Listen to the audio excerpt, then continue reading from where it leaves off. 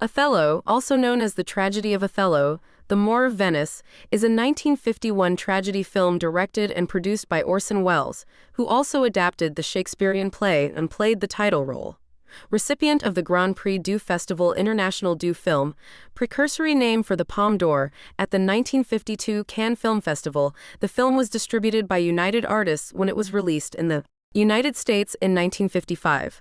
Othello was filmed on location over a 3-year period in Morocco, Venice, Tuscany, and Rome, and at the Scalera Studios in Rome. Actors, which meant that some key parts, like Desdemona, had to be recast and whole scenes then reshot. This lengthy shoot is detailed in Michael McLemore's book Put Money in Thy Purse. When Welles acted in the 1950 film The Black Rose, he insisted that the coat his character, Bayan, wore be lined with mink, even though it would not be visible. Despite the expense, the producers agreed to his request. At the end of filming, the coat disappeared, but could subsequently be seen in Othello with the fur lining exposed. Welles was reportedly extremely satisfied with the film's musical score by Angelo Francesco Lovignino, and Lovignino again provided the musical scores of Welles' 2 subsequent Shakespearean films, Chimes at Midnight, 1965, and The Merchant of Venice, 1969. Cast in order of appearance: Michael McLemore as Iago, Suzanne Cloutier as Desdemona, Orson Welles as Othello, Robert Coote as Roderigo, Hilton Edwards as Brabantio, Michael Lawrence as Cassio, Faye Compton as Amelia, Nicholas Bruce as Lodovico, Jean Devises Montana, Doris Dowling as Bianca. Release. A dubbed version of Othello premiered in Rome, Italy on the 29th of November 1951. Welles' original English-language version premiered at the Cannes Film Festival on the 10th of May 1952 and went on general release in Europe. Unlike that of the subsequent American cut, the soundtrack was generally without flaws, apart from some dubbing that was slightly out of sync. It features different edits of many scenes from the other 2 versions with alternative camera angles used. A print remains stored in the Paris Cinematheque. Welles supervised a different version of Othello for the American market, a 93-minute cut released on the 12th of September 1955 in New York City. This had a number of minor editing and several major soundtrack changes, including Welles' replacement of his spoken word titles with written credits requested by the film's distributor, United Artists, and the addition of a narration by Welles, Suzanne Cloutier. Er's entire performance was dubbed by Gudrun Ure, who had previously played Desdemona opposite Welles in a 1951 theater production of Othello that was staged to raise funds to complete the film. Paul Squitieri, in a 1993 PhD study of the film in its various forms, argues that the U.S. version represents a compromise, with some of the changes forced on Welles, and that the original European cut presents the truest version. A Criterion Laserdisc of this version came out in 1994, but was withdrawn from sale after legal action by Welles' daughter, Beatrice Welles. Welles featured Othello clips in his 1978 making-of movie, Filming Othello, but in fact these had all been completely re-edited by him for the documentary, and so do not appear in the original film in the same form. The clips were all accompanied by a voiceover from Welles, so that no part of the original soundtrack was heard in Filming Othello. Reception.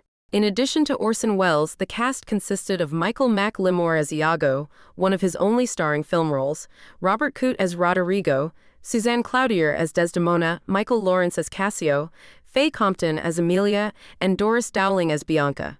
3 different versions of the film have seen theatrical release, 2 supervised by Welles and a 1992 restoration supervised by his daughter. Released in Europe to acclaim in 1952, Othello won the Grand Prix du Festival International du Film at the Cannes Film Festival under the Moroccan flag.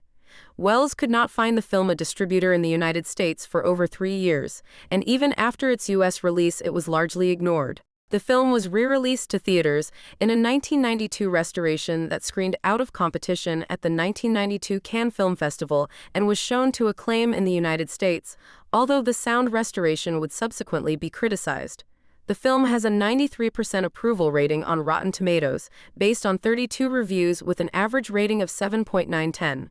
The website's critical consensus states, "This rag take on Othello may take liberties with the source material, but Orson Welles' genius never fails to impress." 1992 restoration.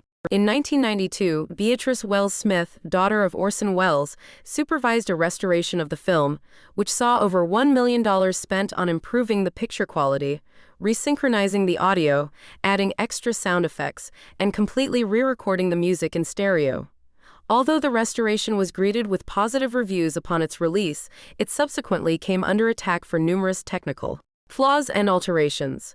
Further alterations were made between the restoration's theatrical release and its home media release, after complaints that the opening scene lacked the Gregorian chanting it had previously had, and another scene was missing entirely. This is the only version which has been available on VHS and DVD since the mid-1990s, since legal action by Beatrice Wells has blocked our version released by Orson Welles from being sold. This version runs to 91 minutes. Multiple film historians criticized the restoration work. Jonathan Rosenbaum argued that numerous changes were made against Wells' intent, and that the restoration was incompetent, having used as its source an original distribution print with a flawed soundtrack. In fact, the visual elements of the 1992 restoration utilized a fine-grain master positive, discovered in a storage facility in New Jersey, as its source, not a distribution print. The audio came from a distribution print that was resynchronized, virtually syllable by syllable, by the restoration team to match the master positive. As some voice parts had music underneath, the newly recorded music and effects track had to match whatever music was underneath the dialogue, leading to inconsistencies. The flaw in the American Cut's soundtrack is how white noise is audible in the background throughout dialogue and music, but that the noise cuts out when there is no action, meaning the white noise is more noticeable whenever it returns. The restoration sought to minimize this problem, but it is still present in places. By contrast, the white noise problem is not present to begin with in Wells' original 1952 European cut. Rosenbaum makes several charges of incompetence on the restoration team's part, including that the restoration team were unaware of the European cut's existence, and instead based their work on the American cut, which was farther from Wells' original vision. The team recut the order of entire scenes to make the dialogue match. One scene was inexplicably missing from the cinema release, but restored for the video DVD release. The opening scene in cinema release was lacking the important Gregorian chanting, but this was restored for the DVD. The soundtrack attracted particular criticism. Instead of consulting the papers of composer Angelo Francesco Lavagnino, where a full copy of the score survives, the restorers Beatrice Wells plot the film closely follows the plot of the play, but restructures and reorders individual scenes. Wells trimmed the source material, which is generally around 3 hours when performed, down to a little over 90 minutes for the film. A movie opens with Othello and Desdemona's funeral. Chose to transcribe the music from the poor quality audio of the print they had, with numerous mistakes having been made. Lavagnino's son has gone so far as to argue the new score is so different it is no longer his father's work. The new score was also recorded with arguably less impressive resources than the original version, although Wells only used a single microphone for a monaural soundtrack. He had 40 mandolins playing in his version, while the new stereo soundtrack used 3.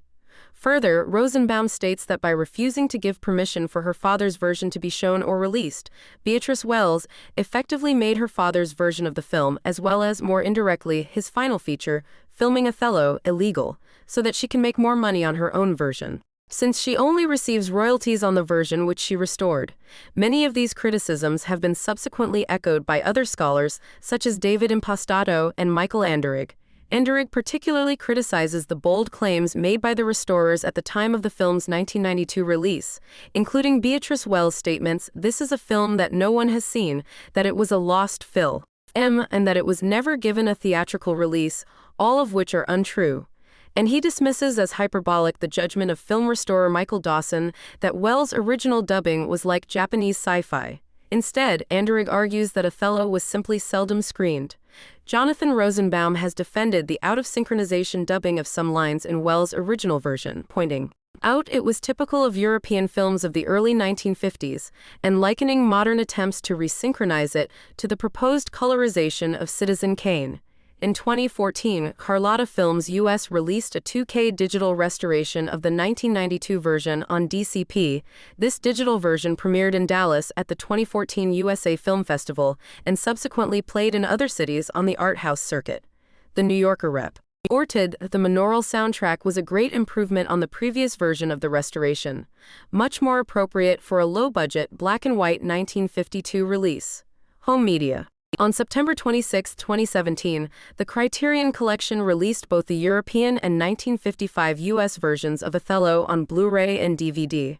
Special features include the short film Return to Glenaskell, 1951, audio commentary by Peter Bogdanovich and Myron Meisel, and interviews with Simon Callow, Joseph McBride, Francois Thomas, and Ayanna Thompson. The first main scene shows Iago complaining to Roderigo about not being advised of the marriage between Othello and Desdemona. Roderigo is contemplating killing himself, but Iago says, "Ere I would say I would drown myself for the love of a guinea hen, I would change my humanity with a baboon." Iago is saying that he would rather be a baboon than kill himself for a woman. He further says, "Put bu T money in thy purse." Iago is urging Roderigo to sell all his lands and give the money to Iago, who will use it to convince Desdemona to have sex. Desdemona's father, Brabantio, is furious about the marriage after being told of it by Iago and Roderigo. Brabantio accuses Othello of bewitching his daughter. Othello convinces Brabantio that it was not witchcraft, but rather by his tragic tales. By planting a handkerchief, Iago convinces Othello that Desdemona is having an affair with Cassio. Othello had previously promoted Cassio to lieutenant over Iago, hence his jealousy. Othello strangles Desdemona. Iago knifes to death Emilia as she protests Desdemona's innocence. Othello realizes his mistake. Production. One of Wells' more complicated shoots, Othello was filmed erratically over 3 years. Shooting began in 1949, but was forced to shut down when the film's original Italian producer announced on one of the first days of shooting that he was bankrupt.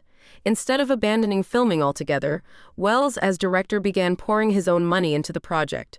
When he ran out of money as well, he dead to stop filming for months at a time to raise money, mostly by taking part in other productions. Because of lack of funds, production was stopped at least 3 times. The film found some imaginative solutions to a range of logistical problems. The scene in which Roderigo is murdered in a Turkish bath was shot in that form because the original costumes were impounded and using replacements WOU.LD have meant a delay. One of the fight scenes starts in Morocco, but the ending was shot in Rome several months later. Wells used the money from his acting roles, such as in The Third Man, 1949, to help finance the film, but this often involved pausing filming for several months while he went off to raise money, and these pauses were further complicated by the shifting availability of different